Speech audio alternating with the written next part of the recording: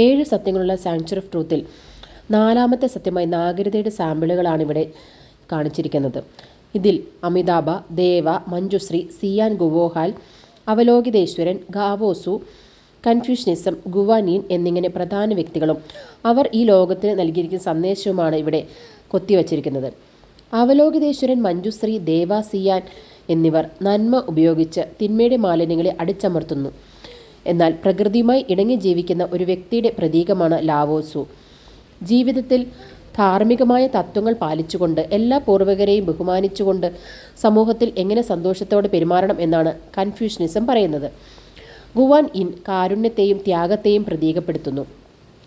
ബാ സിയാൻ Guo hi എന്നത് നമ്മുടെ സ്വന്തം കടമകളെ അറിയുന്നതിൻ്റെ പ്രതീകമാണ്. എല്ലാ ജീവജാലങ്ങളുടെയും കഷ്ടപ്പാടുകളിൽ നിന്ന് കരകയറ്റുന്ന സമാധാനത്തിൻ്റെ പ്രതീകവുമാണ് അമിതാഭൻ.